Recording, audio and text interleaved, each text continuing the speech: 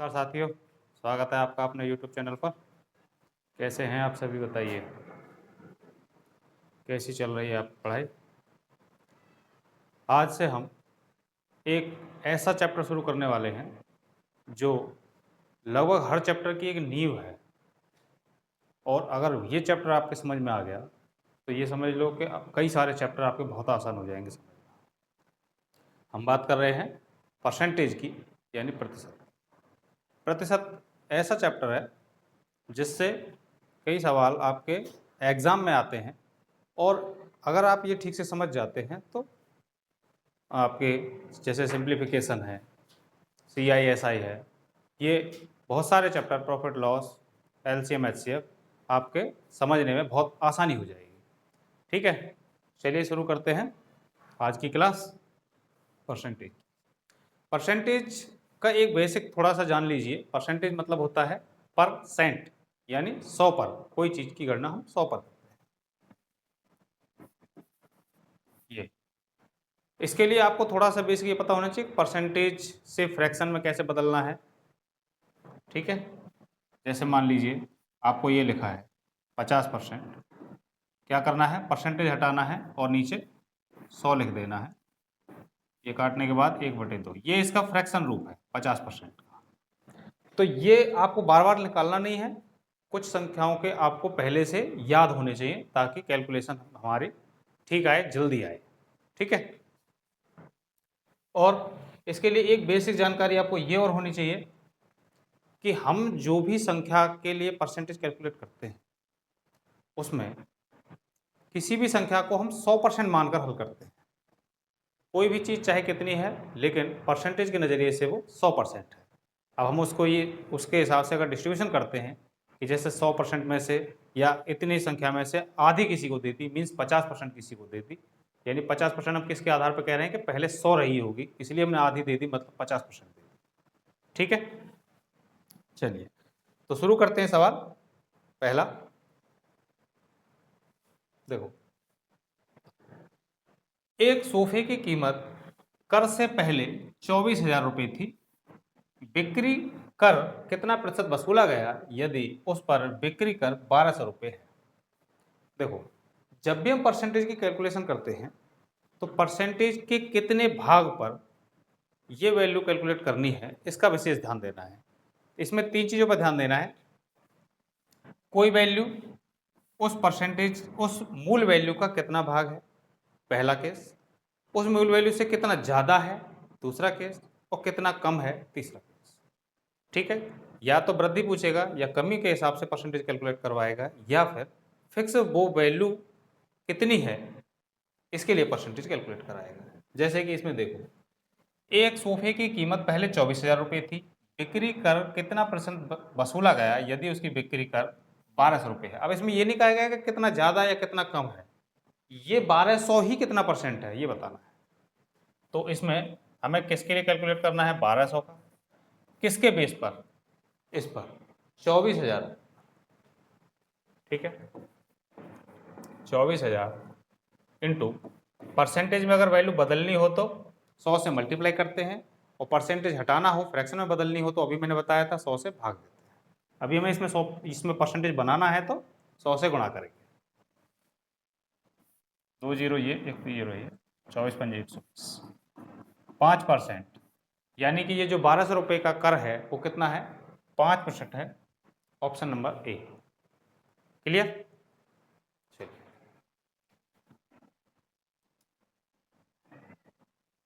इसी के आधार पर अब ये देखिए अगला सवाल। ये MTS 2023 में आया हुआ सवाल है।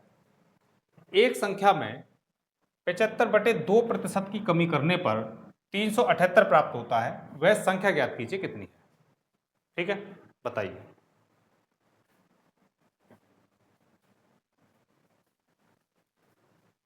एक संख्या में मैंने क्या कही थी, एक संख्या के बारे में कहा है, संख्या हमें नहीं पता तो कोई भी वैल्यू अपने आप में कितनी रही होगी, 100%।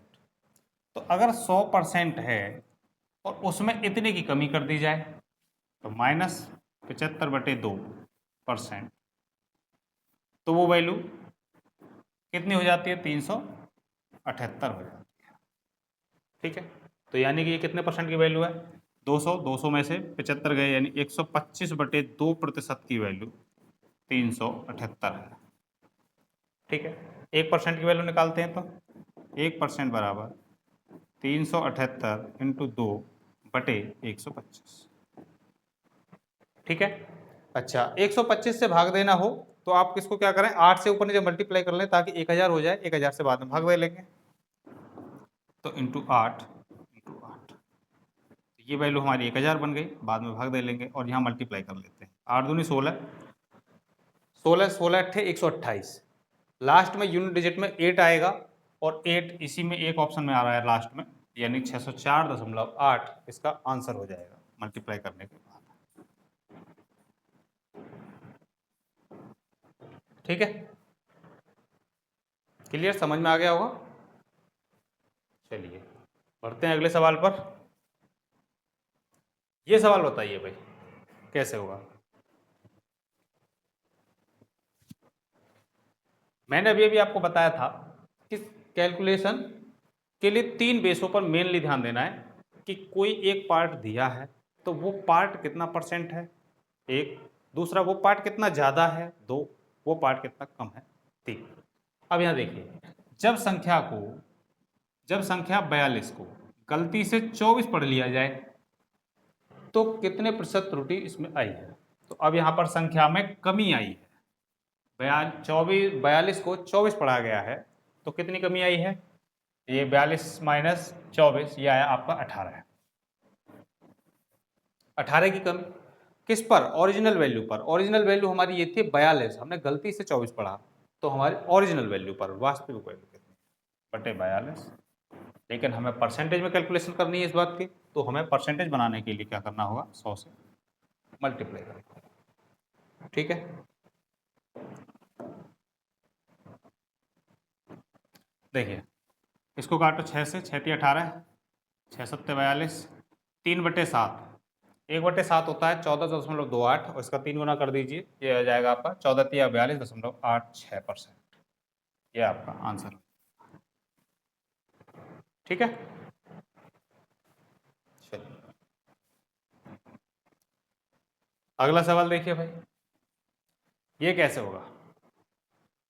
देखो इसमें सारा मामला इसके समझ का है कि हमें कैलकुलेशन किस हिसाब से करनी है, वृद्धि की करनी है, कमी की करनी है, या केवल उसी जो पार्ट है उसका परसेंटेज मान निकालना है। यहाँ देखो 30% फल बेचने के बाद एक फल विक्रेता के पास 140 फल बचे, 30% बेच दिए, उसके बाद 140 फल बचे हैं, तो उसके पास प्रारंभ में कितने फल थे। हमें प्रारंभ में नहीं पता, लेकिन हमने ये बताई थी सबसे शुरुआत में ही कि कोई भी वैल्यू को हम अपने आप में 100% मानकर करते हैं, तो अगर वो शुरुआत में जब वो नहीं बेचे गए थे तब उस समय वो कितने थे, पूरे 100% थे, और 100% में से 30% बेच दिए, 30% हमने बेच दिए, बेचने के बाद कितने बचे फिर हमारे पास, 70%। लेकिन यहाँ कह रहे हैं बचे हमारे पास 140 फल, तो 140 की वैल्यू, यहाँ 70% की वैल्यू ही 140। ठीक है, आप इसे काट लीजिए 7 से, 7 दूनी 14, 20, यहाँ आया 10%, 10% की वैल्यू आई कितनी, 20 फल। और वो पूछ रहे हैं शुरुआत में कितने थे, तो शुरुआत में तो पूरे 100% थे, इसको 100% वैल्यू बना दीजिए, एक जीरो से मल्टीप्लाई इधर कर दीजिए इधर से, तो शुरुआत में कितने फल थे यहाँ पर आपके, 200 फल थे। ठीक है, समझ में आ गया होगा सवाल। चलिए अगला सवाल है,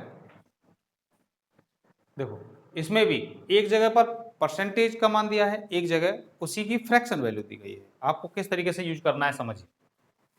एक कारखाने में पुरुष श्रमिकों की संख्या का 48% महिला श्रमिकों की संख्या के 2/3 के बराबर है। पुरुष संख्या का 48%, यहाँ पुरुष जो वैल्यू है वो परसेंटेज में दे रखी है और महिला संख्या का 2/3 ये फ्रैक्शन में दे रखी है, ये बराबर है।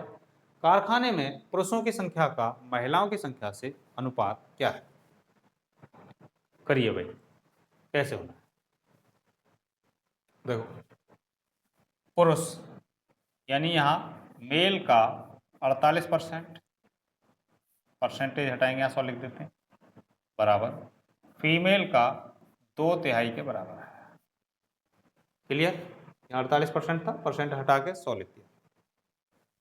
काट लेते हैं, ये आएगा 12 चौक 48 और 25 चौक 100, मल्टीप्लाई कर दें, यहाँ और काट लेते हैं, 2 छक्के 12, तो मेल यहाँ नीचे ले आते हैं अपॉन फीमेल बराबर, ये 25 उधर चले जाएंगे बटे ये 6 इधर आ जाएंगे, तो 6 18, मेल बटे फीमेल 25:18 है, यानी हमारा option number A correct answer हो जाएगा। समझ गए होंगे किस तरीके से हमें किया है।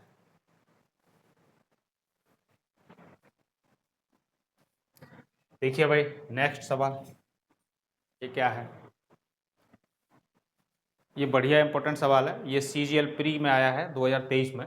देखो, आदित्य ने 1100 रुपये में 300 आम खरीदे, 300 आम खरीदता है, इनमें से कुछ आम सड़े हुए होते हैं, उन्हें वो फेंक देता है, वह शेष आमों को 5 रुपये प्रत्येक की दर से बेचता है और 150 रुपये का लाभ प्राप्त करता है, फेंके गए आमों का प्रतिशत ज्ञात कीजिए।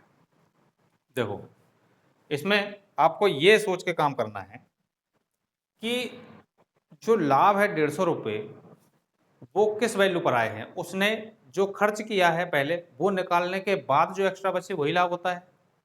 ये कह रहा है कि मैं 300 आम खरीद के लेकर आया 1000 रुपये में, यानी 1000 रुपये तो उसके इन्वेस्ट उसने कर दिए। अब 150 का लाभ अगर हुआ है, इस बात का मतलब है कि 1000 तो उसने वो पहले निकाले हैं जितने उसने खर्च किए थे, और 150 अलग निकाले हैं, यानी कि टोटल उसने कितने के बेचे होंगे आम, 1100 + 150, ठीक है ना। तो सेलिंग कितने की हुई इसकी, 1250 की, 1250 में बेचे। अब हर आम उसने 5 रुपये की दर से बेचा था, तो कितने आम बेचे होंगे, इसमें आमों की संख्या निकाल लेते हैं हम। 1250 में 5 रुपये की दर से 25 × 5 125 जीरो, यानी 250 आम उसने बेचे। कितने आम बेचे हैं, 250 आम। अब आप देखो, इसने खरीदे कितने थे, 300 आम, और बेचे कितने हैं, 250 आम। तो इससे क्लियर हो गया कि कितने आम सड़े थे, 50 आम। कितने आम सड़े थे, उसमें से 50 आम सड़े हुए, ठीक है। अब इन्हीं का परसेंटेज पूछ रहा है, कितने आम फेंके थे उनका परसेंटेज बताओ, तो टोटल कितने थे 300, सड़े कितने थे 50, तो 50 जो पार्ट है वो 300 का कितना परसेंट है, इस तरीके से सॉल्व करेंगे। 50 × 300, 1/6, और 1/6 की फ्रैक्शन वैल्यू होती है 16 सही 2/3%। क्लियर? यही हमारा आंसर हो जाएगा, ऑप्शन नंबर सी, ठीक है। देखो, परसेंटेज अगर आप डायरेक्ट कुछ वैल्यू का याद कर लेते हैं ना, तो कुछ सवाल तो ऑप्शन देखने से ही हो जाएंगे, क्योंकि कुछ स्टैंडर्ड फ्रैक्शन वैल्यू होती हैं, कुछ परसेंटेज वैल्यू भी स्टैंडर्ड होती हैं, जिनसे आपको पता लग जाएगा कि यही वैल्यू बनेगी। देखो, 16 × 48 और 2 50, जीरो इसमें कम से कम बनना चाहिए। आप यहाँ देखो, 16 दूनी 32 और 1 33, किसी में नहीं बन सकता, कोई स्टैंडर्ड वैल्यू नहीं है। आप यहाँ देखो, 15 × 45 और 2 47/3, कोई स्टैंडर्ड वैल्यू नहीं है। ये 16 × 48 और 49, कोई स्टैंडर्ड वैल्यू नहीं है। और यहाँ पर ये 16 × 48 और 2 50/3, यही एक स्टैंडर्ड वैल्यू थी। आप इसी से अनुमान कर सकते थे अगर सवाल सॉल्व भी ना करें तो, ठीक है। चलिए अगला सवाल देखते हैं। ये देखो सवाल, वैशाली 1260 रुपये में एक बस का टिकट बुक करती है, तबीयत खराब होने की वजह से उसे टिकट रद्द करना पड़ता है। इस प्रक्रिया में उसे 945 रुपये का रिफंड मिलता है। वैशाली को कितने प्रतिशत की हानि हुई, कितना लॉस हुआ। अब यहाँ देखो, अब यहाँ ये नहीं कह रहे, मैंने अभी भी सबसे शुरुआत में एक बात बताई थी कि आपको परसेंटेज सॉल्व करने के लिए 3 बातों पर विशेष ध्यान देना है कि कोई दिया गया पार्ट उस मूल वैल्यू का कितना परसेंट है, एक तो ये, दूसरा कितना ज़्यादा है, तीसरा कितना कम है। अब यहाँ पर ये नहीं पूछा है कि 945 इस 1260 का कितना पार्ट है, नहीं, कितना लॉस हुआ है इसको पता करना है। इसका मतलब यहाँ पर अंतर लेके पता करना है, कितनी कमी हुई है, ठीक है ना। तो ये सोचना बहुत जरूरी है। तो 1260 की टिकट बुक हुई थी, बाद में मिले उसको 945 रुपये, तो कितने कम मिले? ये आया आपका 315, 315 रुपये कम मिले हैं। ठीक है, कितने पर? 1260 पर। बस परसेंटेज कैलकुलेट करवाइए, कितने के परसेंटेज कम मिला है। तो 315 ओवर 1260 इंटू 100, परसेंट में बदलना है। सॉल्व करिए भाई, कितना आएगा? यहाँ 0 ये काट लेते हैं और इसको 9 से काटें, 9 3 27, 4 9 5 45, 9 से 14 नंबर 126, ये 7 दूनी 14, 7 पंजे 35, 2 से 2 पंजे 10, 5 पंजे 25%। तो कितना पैसा कम मिला है? 25%। ये हमारा आंसर हो जाएगा, ऑप्शन नंबर सी। ठीक है, देखिए ये सवाल एसएससी एमटीएस 2023 में पूछा गया है, तो अच्छा सवाल है, इंपॉर्टेंट सवाल है, समझ में आ गया होगा। चलिए अगला सवाल देखिए भाई, क्या होगा। एक व्यक्ति जो अपनी मासिक आय का 68% खर्च करता है, प्रति माह 14,720 रुपये बचा सकता है, उसका कुल खर्च ज्ञात करिए। कुल खर्च, ध्यान रखना इसमें इनकम नहीं पूछी है। चलिए देखो, मैंने कही थी कि शुरुआत में कोई भी वैल्यू अपने आप में 100% होती है, तो इसने जो भी कमाया होगा वो अपने आप में कितना परसेंट है? 100%। 100% उसकी इनकम है, 100%।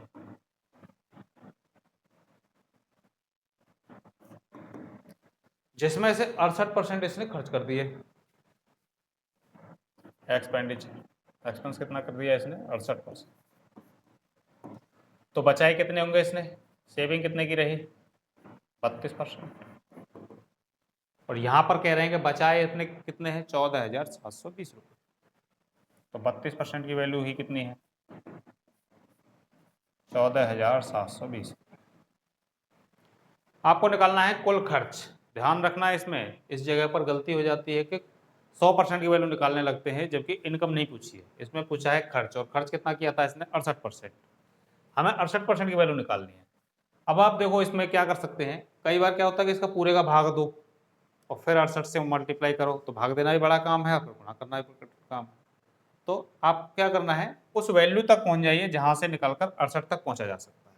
जैसे कि अगर हम 8 से भाग दें, 8 चौक 32, 8 से यहाँ भाग दें, 8 एकम 8, 6, 8 सत्ते 56, 8 अट्ठे 64 और 8 चौक 32, ये आया। अब इसमें क्या करना है, हमें 17 से मल्टीप्लाई कर दीजिए, क्योंकि 17 चौक 68 हो जाते हैं। हमें 68% ही निकालना है खर्चा, तो 17 से इधर मल्टीप्लाई किया, 17 से इधर भी मल्टीप्लाई कर दीजिए। 0, 17 चौक 68, लास्ट में 80 देखो किस में आ रहा है, एक ही ऑप्शन है 33,100, ये आपका आया 3,02,80।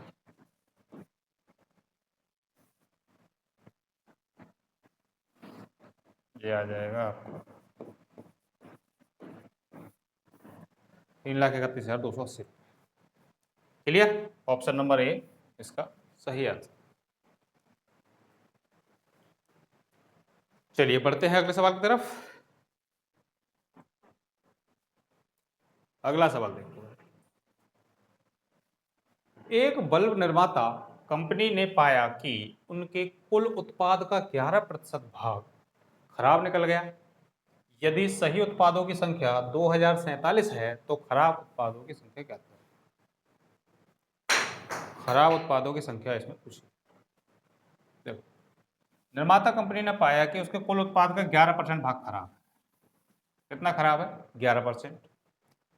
यदि सही उत्पादों की संख्या इतनी है, तो हम ये मान के चल रहे शुरुआत में जो टोटल उत्पाद थे वो थे 100%। 100% में से 11% भाग कैसा है? खराब है। तो सही कितना बचा? सही बचा 89%। और जबकि यहाँ कह रहे हैं सही कितना है? 2047। तो 89% की वैल्यू कितनी है? 2047। आपसे पूछा क्या है, इस पे बहुत ध्यान देने की जरूरत है। पूछा क्या है, इसमें पूछा है खराब उत्पाद। खराब उत्पाद तो 11% है, इसका मतलब 11 का मान पूछा है आपसे। तो एक का मान निकालते हैं पहले, इससे क्या आएगा देखो, ये आएगा आपका 89 दूनी 188, और आपका ये बचा तो 67, 267, ये आएगा आपका 3 बार 89, यह आ जाएगा आपका 23 बार। तो 1% की वैल्यू आ गई कितनी, 23। आपसे पूछा है खराब उत्पाद, यानी 11 से मल्टीप्लाई कर दीजिए, हमें 11% का मान निकालना है दोनों तरफ।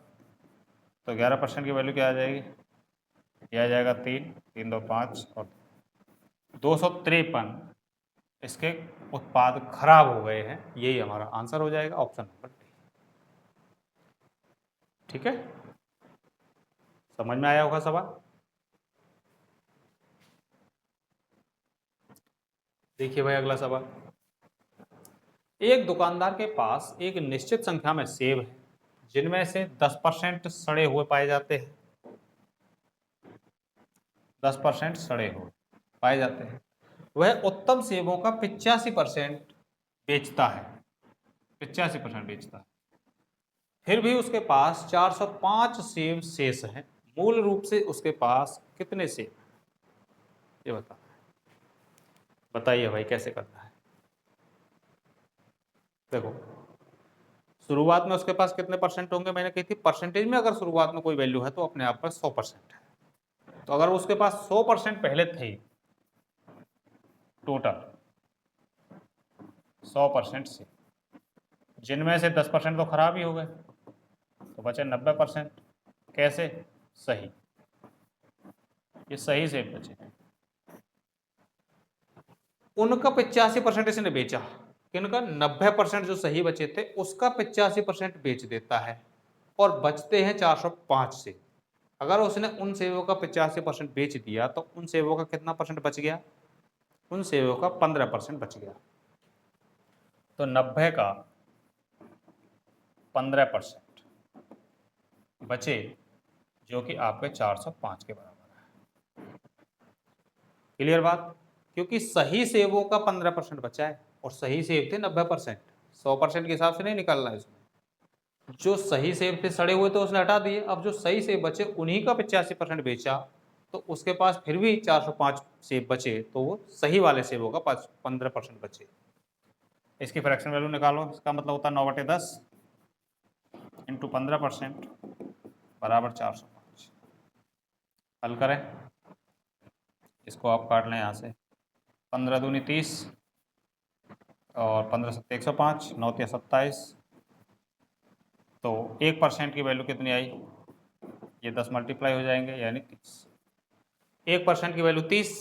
आपसे पूछा है मूल रूप से उसके पास कितने सेब थे, मूल रूप से तो 100 सेब, 100% सेब थे उसके पास ओरिजिनली सबसे पहले। तो सबसे पहले निकालना है तो 2 जीरो इधर मल्टीप्लाई कर देते हैं, 100 से इधर मल्टीप्लाई कर देते हैं, तो कितना आ जाएगा, 3000 उसके पास ओरिजिनली सही सेब थे, पूरे सेब थे शुरुआत में 3000 सेब। Option B. ठीक है, समझ आ गया होगा सवाल। चलिए नेक्स्ट सवाल पर चलते हैं। ये सवाल बहुत अच्छा है, रेलवे एनटीपीसी में आया हुआ सवाल है 2021 का। देखो, यदि 4% चीनी वाले 8 लीटर चीनी के घोल में उबालने पर 2 लीटर पानी वाष्पित हो जाता है, तो शेष घोल में चीनी का प्रतिशत ज्ञात कीजिए।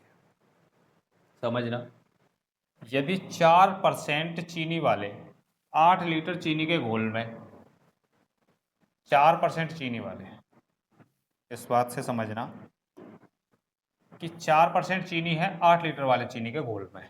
चीनी का एक घोल बना हुआ है, उसमें 4% चीनी घोल में, उस घोल को उबालने पर 2 लीटर पानी वाष्पित हो जाता है, तो शेष जो घोल बचा है अब उसमें चीनी का परसेंट क्या है।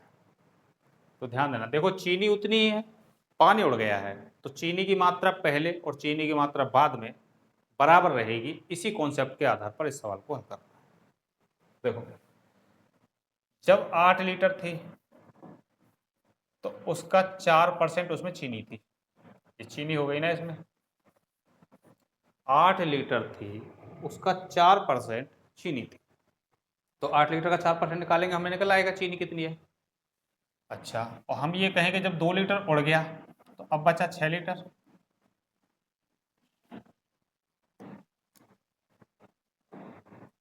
बचा है 6 लीटर। अब 6 लीटर है तो हम मान लेते हैं कि उसमें X% चीनी है। क्लियर? तो अब ये भी तो उतनी ही चीनी है ना, क्योंकि पानी उड़ा था। 8 लीटर जब थी तो उसका 4% चीनी जितनी थी वही 6 लीटर के X% में भी उतनी चीनी होगी। इसी बेस पे इसको सॉल्व करना है। देखो यहाँ पर इसको काट लीजिए भाई, 8 लीटर से 6 लीटर कितना आएगा इसमें, 2 चौक 8, 2 तिया 6, ठीक है। और अब नहीं कटने का, 4 चौक 16, परसेंटेज काट लीजिए, 4 चौक 16/3 बराबर x। तो x की वैल्यू कितनी आई, 16/3, तो यहाँ पर 16/3% चीनी होगी जब 2 लीटर पानी उसमें से वाष्पित हो जाए। ठीक है, समझ गए होंगे। चलिए अगला सवाल देखो। अगला सवाल है, दो संख्याओं के बीच का अंतर बड़ी संख्या का 35% है। यदि छोटी संख्या 195 है तो बड़ी संख्या क्या है, बताइए। देखो, दो संख्याओं के बीच का अंतर बड़ी वाली संख्या का 35% है, तो इसमें जैसे सवाल कह रहा है उसी के हिसाब से पहले वैल्यू रखो, उसकी फॉर्मेटिंग उस हिसाब से होगी तो सवाल निकल के आएगा कि सवाल में एक्चुअल में करना क्या है। दो संख्याओं के बीच का अंतर, तो दो संख्या हमने मान लेते हैं, एक ए है एक बी है, तो उनका अंतर इस तरीके से लिखा जाएगा। दो संख्याओं के बीच का अंतर बड़ी वाली संख्या का 35%, तो बड़ी वाली ए मान लेते हैं, तो बड़ी वाली संख्या ए का 35% है, ये कंडीशन दी। और ये कहा है कि छोटी वाली संख्या 195 है, तो छोटी वाली तो बी है, तो उसका मान उसने दे दिया 195, तो इसका मान रख लेते हैं। तो ए छोटी वाली दे दी है 195 ए, और इसका मतलब होता है 7/20। ठीक है, डायरेक्ट याद कर लें, और नहीं तो आप निकाल भी सकते हैं। 35%, 35/100, इसको काट लीजिए, आपका 5 सत्ते 35, 20/100, 7/20। हल करिए, तो ए वाले पार्ट को ए वाले के पास ले आओ, ए माइनस 7/20 ए बराबर 195, 20 एकम 20 में से 7 गए तो 13a/20 बराबर 195। हल करिए, 13 एकम 13, 6, 13 पंजे 65, 15, तो ए बराबर कितना आ जाएगा, 15 × 20 300।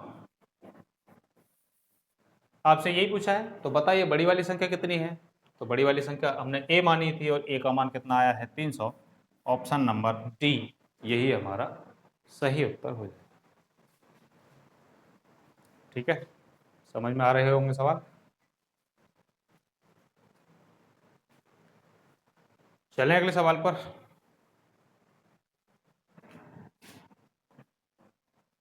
ये बताओ भाई, ये भी ऐसा ही सवाल है जैसा अभी आपने बताया था। आप पहले फॉर्मेटिंग करिए, जैसे सवाल बोल रहा है उस हिसाब से रखते जाइए। जब एक संख्या का 30% दूसरी संख्या में जोड़ा जाता है तो दूसरी संख्या स्वयं का 140% हो जाती है। पहली संख्या का दूसरी संख्या से अनुपात क्या आएगा, बताइए भाई, सॉल्व करिए कैसे। जब एक संख्या का 30%, एक संख्या हम ए मान लेते हैं और दूसरी संख्या बी मान लेते हैं, तो हम कहते हैं ए का 30% दूसरी संख्या बी में जोड़ा जाता है, तो दूसरी संख्या बी स्वयं का 140% हो जाती है। ये सवाल की कंडीशन है। जब एक संख्या का 30%, एक संख्या का 30% दूसरी संख्या में जोड़ा जाता है, दूसरी वाली में हमने प्लस कर दिया बी, तो दूसरी वाली संख्या जो बी है वो स्वयं का 140% हो जाती है। आप सॉल्व कर लेते हैं, यह आएगा आपका 3a/10, 30% मतलब 3/10 ए प्लस बी, यहाँ पर कितना आएगा, आप इसमें 100 नीचे कर लें, यह आएगा आपका 5, 7। ठीक है, बी। पी को उधर पहुंचा देते हैं तो 3a/10 बराबर यहाँ आएगा आपका 7/5 बी माइनस बी। तो 3a/10 बराबर यहाँ पे आएगा आपका 2b/5। 5 दूनी 10। इस 2 को उधर पहुंचा दीजिए, b को इधर ले आइए, क्या आएगा a/b बराबर ये हो जाएंगे 2 दूनी 4 और नीचे आ जाएगा आपका 3।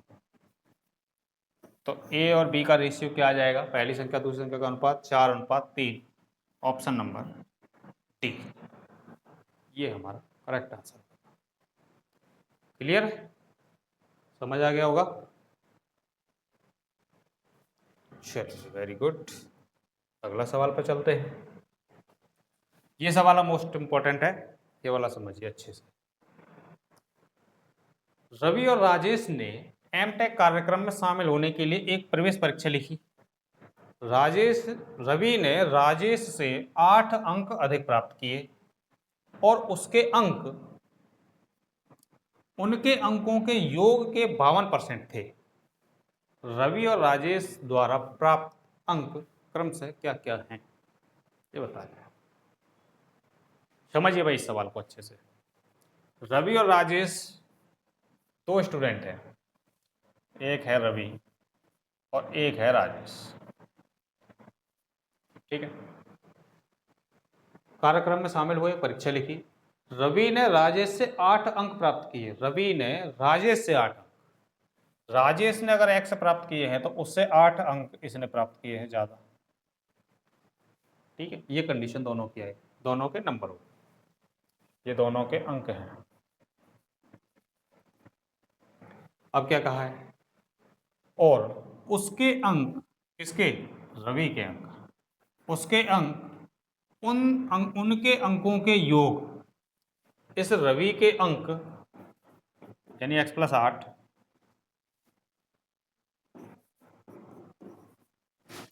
इन दोनों के अंक, उनके अंकों के योग, इन दोनों के अंकों का योग करो, x+8 + x का 52% के बराबर हैं।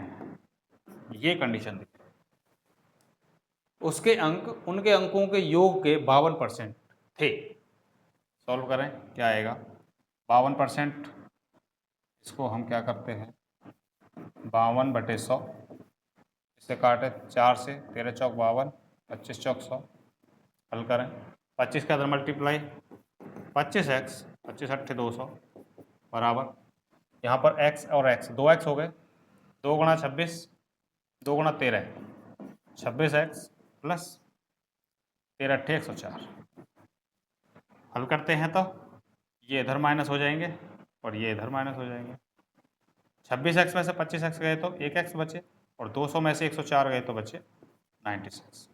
तो x की वैल्यू कितनी आ गई 96, और x हमने किसके नंबर माने थे, राजेश के, यानी कि राजेश के नंबर कितने आए हैं 96, तो इसके रवि के उससे 8 ज़्यादा आए हैं, यानी 96 + 8 यानी 104। दोनों के नंबर ये हैं, तो एक के हैं 96, एक के हैं 104। ऑप्शन देख लीजिए 96 और 104, ऑप्शन नंबर सी, यही हमारा करेक्ट आंसर हो जाएगा। क्लियर है भाई, समझ गए होंगे सवाल को, ठीक है। अगला सवाल देखें, लास्ट देखो, 5 लीटर का 8% कितना हो। ये देखने में बहुत छोटा सा सवाल लग रहा होगा, आप देखिए इसे किस तरीके से सोल्व करना है इसे। 5 लीटर का 8%, सीधे सीधे जैसे कहा है वैसे हम परसेंटेज को फ्रैक्शन में तोड़ के सॉल्व करते हैं। 5 लीटर का 8%, तो क्या लिखते हैं हम, 5 का 8% इसी तरीके से लिखा जाता है, तो वही हमने लिख लिया। अब क्या करते हैं, परसेंटेज हटाते हैं, यहाँ से नीचे 100 लगाते हैं, ये वैल्यू बनी हमारे पास कैलकुलेशन होने के बाद। तो इस वैल्यू को अगर हम सॉल्व करते हैं तो जो भी आंसर आएगा वो किस में आएगा, लीटर में आएगा, क्योंकि यहाँ लीटर लिखा है। लेकिन अगर हम ऑप्शन देखते हैं तो यहाँ सब में ml लिखा है, यानी कि हमें इस लीटर को ml में बदलना पड़ेगा। तो हम यहाँ बदल लेते हैं, 5 गुणा 1 लीटर का मतलब होता है 1000 ml × 8/100, यहाँ काट लेते हैं 2 जीरो। यह है आपका 5 अट्ठे 40 और 1 जीरो यहाँ से, यानी 400 ml हमारा करेक्ट आंसर हो जाएगा ऑप्शन नंबर बी। ठीक है भाई, समझ में आ गए होंगे सवाल। आप इसी तरीके से सवालों की प्रैक्टिस करिए। ठीक है, मिलते हैं अगली क्लास में, तब तक के लिए धन्यवाद, नमस्कार।